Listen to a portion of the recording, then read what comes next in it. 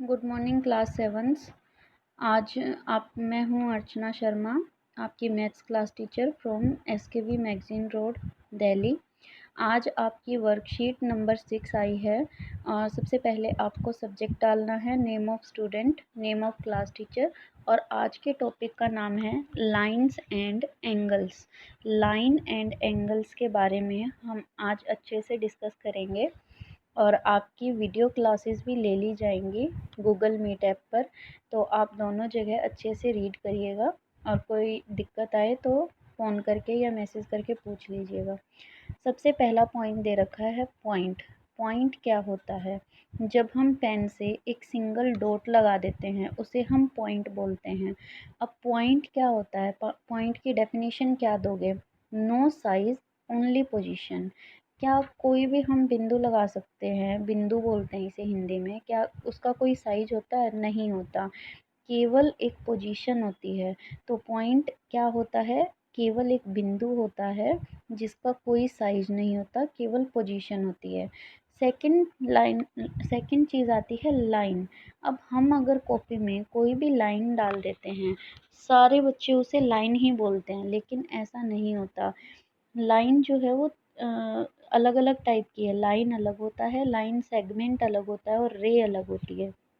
कैसे डिफरेंस करेंगे? देखो, लाइन क्या होती है? नो फिक्स मेजरमेंट, उसकी मेजरमेंट फिक्स नहीं होती, यानी a set of points extended in opposite direction. एक दो पॉइंट ले लिए और दोनों पॉइंट को हम अपोजिट डायरेक्शन में बढ़ाते रहें, तो ऐसे क्या आ जाएगी? लाइन। लेकिन हम डिफरेंस क्या है कि हम उन दोनों पॉइंट्स को कितना भी बढ़ा सकते हैं, तो इसलिए हम दोनों पॉइंट्स के एंड पर एरो लगा देते हैं। इसलिए लिखा हुआ है रिप्रेजेंटेड बाय 2 कैपिटल लेटर्स और अ स्मॉल लेटर। हम इन दोनों बिंदुओं का नाम भी दे सकते हैं। एक बिंदु का नाम कैपिटल एक्स दे दिया और एक बिंदु का नाम हमने वाई दे दिया। देखिए कैसे, ये वाला जैसे हमने करा तो एक्स और वाई दो नाम आ गए, तो इसका नाम क्या पड़ जाएगा लाइन का? X Y. लेकिन एक्स वाई के देखो सर पे क्या है? एक्स वाई के सर पे एक एरो लगा रखा है, यूं करके, यूं करके। ये जो दोनों तरफ एरो लगा देते हैं, एक एक्स लिख दिया, एक वाई लिख दिया और दोनों के सिर पर हमने एरो लगा दिया। इसका मतलब है एक्स वाई एक लाइन है। हमें इस सिंबल को देख के समझना है। अगर सिंबल ऐसा आ जाए जिसके दोनों तरफ एरो हो, इसका मतलब वो एक लाइन है। अब देखिए लाइन सेगमेंट क्या होता है। लाइन सेगमेंट क्या होगा? Part of the line with two and points. देखो, ये भी लाइन का ही एक पार्ट होता है, लेकिन इन दोनों पॉइंट्स का एक एंड होता है, यानी एक फिक्स, हम जिसे हम माप सकते हैं। दो, जैसे हमने एक धागा लिया, धागे को हमने फिर तोड़ दिया और उस धागे की लंबाई हम माप सकते हैं स्केल लेके या किसी और चीज़ से। लेकिन लाइन जो है वो, उसको हम कितना भी बढ़ा सकते हैं, उसको हम माप नहीं सकते। तो इसलिए इस तरीके से आपको करना है। तो अब आगे देखिए कि अब इसके ऊपर क्या होगा? जब हम नाम देते हैं दोनों पॉइंट्स का, ए और बी नाम हमने दिया है, तो अब ए बी के ऊपर देखो सिंगल लाइन है, क्योंकि इसके किसी तरफ भी एरो नहीं है। इसे हम बोलते हैं लाइन सेगमेंट। उसके बाद होता है रे। तो रे में देखो क्या होता है? रे होती है किरण। A ray is a part of the line with one initial point and other end is extended infinitely। जिसका एक पॉइंट, तो जो शुरू का पॉइंट है वो तो फिक्स होता है, लेकिन जो दूसरा पार्ट है वो, उसको हम इनफाइनाइटली, यानी कितना भी हम उसे एक्सटेंड कर सकते हैं, बढ़ा सकते हैं, उसे हम कहते हैं रे। Represented by 2 capital letters. उसको भी हम, दोनों बिंदुओं को कैपिटल लेटर दो हमने नाम दे दिया। जैसे ये है, एक का नाम ओ दे दिया, एक का नाम पी दे दिया। एक जहाँ से वो फिक्स है उसकी जगह हम एरो नहीं लगाएंगे, लेकिन पी वाला पार्ट हम कितना भी बढ़ा सकते हैं, तो पी वाले साइड की तरफ हमने एरो लगा दी।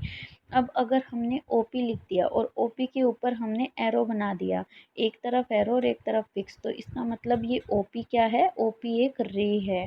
तो इस तरीके से हमें डेनोट कर दिया कि रे क्या होती है, लाइन क्या होता है और लाइन सेगमेंट क्या होता है। अब आप सोच के बताओ कि रे का, क्या आप कोई एग्जाम्पल दे सकते हो? रे क्या होता है? देखो, सूर्य की किरणें होती हैं, सूर्य की किरणें सूरज से आती हैं, लेकिन वो कितनी भी इनफाइनाइटली फैल जाती हैं। तो वो क्या होती हैं, रे का एग्जाम्पल है। यानी अब जैसे बल्ब या ट्यूबलाइट होती है, जो रोशनी आती है वो ट्यूबलाइट या बल्ब से आती है, लेकिन वो कितना फैल जाती है आगे तक, क्या हम उसको माप सकते हैं? तो वो क्या किस चीज़ का एग्जाम्पल है, रे का एग्जाम्पल है। अब अगला क्वेश्चन आया, हाउ मैनी रे can be passed through a point. अब जैसे हम एक पॉइंट ले लेते हैं, और पॉइंट लेने के बाद देखो, जैसे मैंने एक पॉइंट ले लिया, इस पॉइंट से हम रे कितनी खींच सकते हैं? मैंने एक रे खींच दी, मैंने ये खींच दी, मैंने ये खींच दी, मैंने ये खींच दी। बताओ मैं कितनी रे खींच सकती हूँ, आप बताओ। इनफाइनाइट।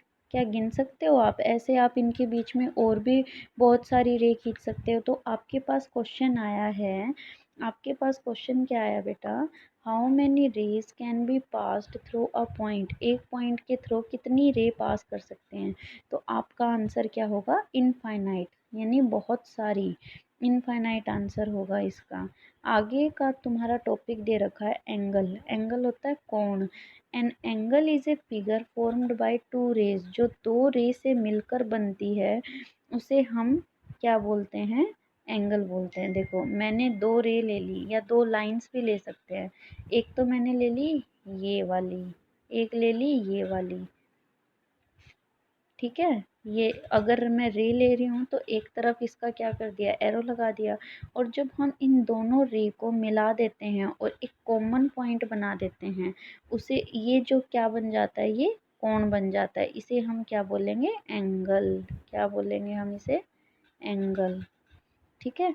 और इस एंगल के अंदर क्या होता है बेटा, देखो इसका ये जो कॉमन पॉइंट है, ये जो कॉमन पॉइंट है, इसको बोलते हैं वर्टेक्स। जहाँ से ये दोनों की दोनों रे निकल रही हैं, ये रे और ये रे दोनों इस पॉइंट से निकल रही हैं, तो इसे हम क्या कहते हैं, वर्टेक्स बोलते हैं। और इस वर्टेक्स का नाम हम क्या दे देंगे, मान लो मैंने इस वर्टेक्स का नाम ए दे दिया। तो अब अगर मैंने इसको नाम ए दे दिया, इसका नाम मैंने पॉइंट का नाम बी दे दिया, और इस पॉइंट का नाम मैंने सी दे दिया। तो अब हमें कोण का नाम लिखना होता है। तो देखिए सबसे पहले कोण का सिंबल, सिंबल देखो, कोण का सिंबल होता है ये वाला एल के जैसा, लेकिन तिरछा एल बनाना होता है थोड़ा सा यूँ। अब देखो इस कोण का नाम कहाँ से करते हैं, यहाँ से शुरू करते हैं बेटा, बी। फिर बीच बीच में जो है वो कॉमन पॉइंट आता है, बीच में कॉमन पॉइंट क्या है, ए। सबसे पहले लिखेंगे बी, फिर कॉमन पॉइंट लिखेंगे ए, और फिर लिखेंगे एंड वाला, इस तरीके से यूं यूं। तो हमने जहाँ से शुरू करा था वहाँ ख़त्म कर दिया। तो इस कोण का नाम हो गया बी ए सी। या आप उल्टा भी कर सकते हो, यहाँ से शुरू कर सकते हो आप सी से। तो देखिए यहाँ से अगर हम शुरू करेंगे, देखिए यहाँ से सी से शुरू करेंगे तो सी, और फिर बीच में हमेशा हमारा ए आना चाहिए, ए और फिर बी, सी ए बी। इस कोण का नाम हो जाएगा सी ए बी। इस तरीके से हम कोण का नाम दे सकते हैं। अब आगे तुम्हारे पास आता है, can a straight line be an angle. क्या एक सीधी लाइन एंगल हो सकती है? अब बताओ, मैंने अगर एक लाइन खींच दी है, जैसे मैंने ये लाइन खींच दी, ये लाइन क्या एक एंगल हो सकती है? नहीं हो सकती, नहीं हो सकती। क्यों नहीं हो सकती? क्योंकि एंगल कैसे बनता है, दो लाइंस की हेल्प से बनता है, और जब तक हमारी दो लाइंस नहीं आएंगी तब तक एंगल नहीं बन सकता। अब देखो, अब हमारे पास एंगल्स की टाइप बता रखी हैं, कॉम्प्लीमेंट एंगल और सप्लीमेंट्री एंगल।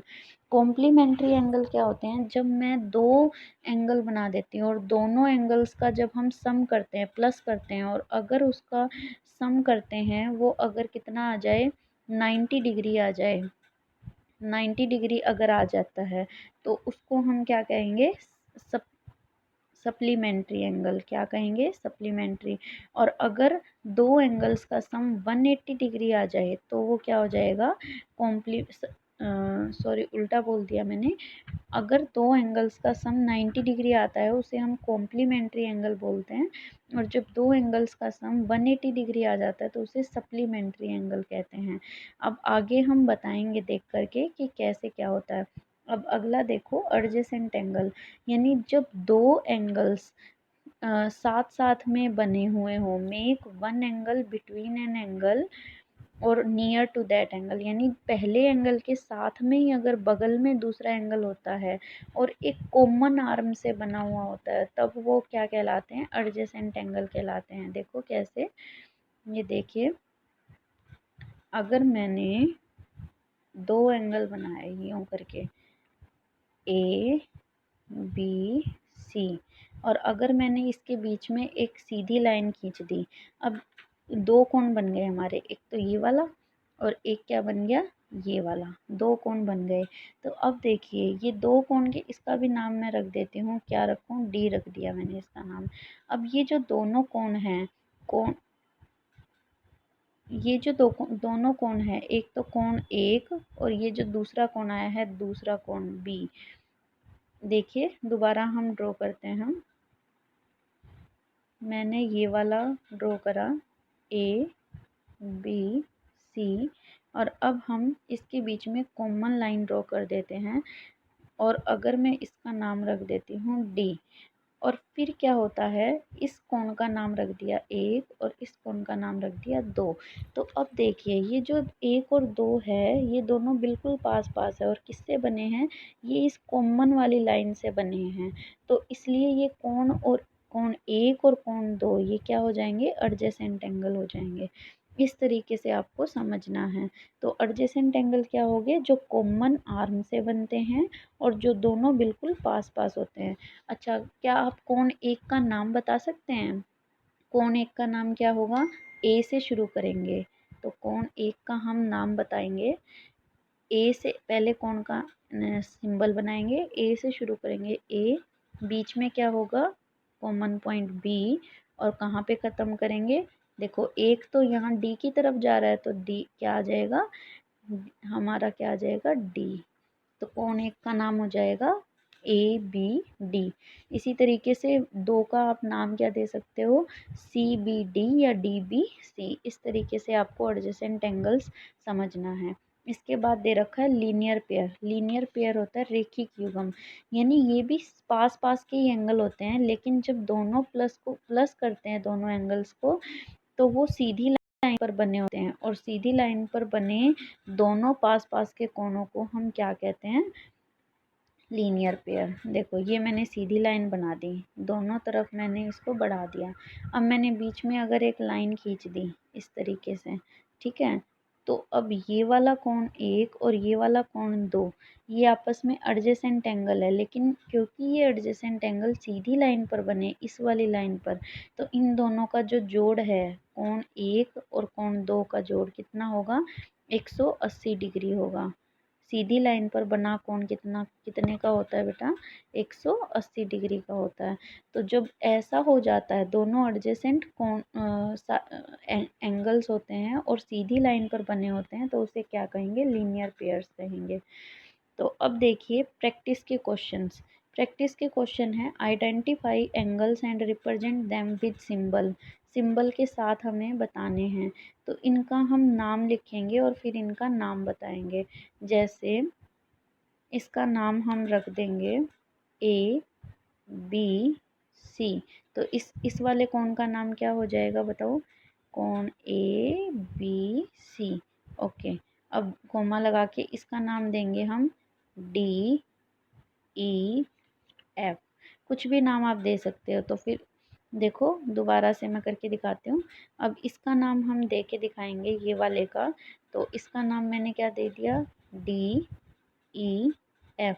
तो अब क्या करेंगे, बीच वाले जो जहाँ से ये अटैच हैं वो तो बीच में आएगा, ई तो बीच में आना है, तो या तो हम एफ से शुरू कर दें या डी से शुरू कर दें, मर्जी है। तो मैंने डी से शुरू कर दिया, डी ई एफ। इस तरीके से आपको नाम देना है, तो ये इसका नाम हो जाएगा। इसी तरीके से आपको सारे कोणों का नाम देना है, दूसरे का भी और तीसरे का भी और चौथे का भी। अब आगे अगला क्वेश्चन है, is angle 1 adjacent to angle 2 in the figure. ये फिगर आपको दे रखी है, तो अब इसमें देखकर बताओ मुझे, जो कोण एक है ये वाला और ये वाला, क्या ये एडजेसेंट है, नहीं है। एडजेसेंट तो क्या होते थे, जो बिल्कुल पास पास होते थे, ये तो हमारे अलग अलग लाइंस पे हो गए, तो इसलिए ये हमारे एडजेसेंट एंगल नहीं हैं। तो इसका आंसर क्या आ जाएगा, नो। दूसरे का आंसर आ जाएगा नो। तीसरा है give 3 examples of angles in your daily life object. Daily life object में आपके एंगल कहाँ कहाँ दिखाई देते हैं? तो देखिए एंगल तो बहुत सारी जगह होते हैं, जैसे टेबल के आप किनारी देखोगे तो आप उसमें देखोगे कि इसमें कौन बने हुए हैं। देखो जैसे ये होते हैं, ऐसी होती है टेबल, तो यहाँ पे एंगल हो गया, यहाँ पे एंगल हो गया, तो टेबल आ जाएगा आंसर। अच्छा, दरवाज़ा यानी डोर आ जाएगा। डोर भी होता है, डोर की भी ऐसी साइड होती है ना। और क्या होता है, अलमीरा, अलमीरा की भी साइड हो सकती हैं। इसी तरीके से आप बहुत सारे एग्जाम्पल सोच सकते हैं। तो अगर किसी बच्चे को ये वर्कशीट समझ नहीं आती है, कोई दिक्कत होती है, तो आप गूगल मीट ऐप पर प्रॉब्लम ले सकते हैं, या फिर आप अपने अकॉर्डिंग क्वेश्चन फ़ोन पे भी क्वेश्चनिंग कर सकते हैं। Thank you.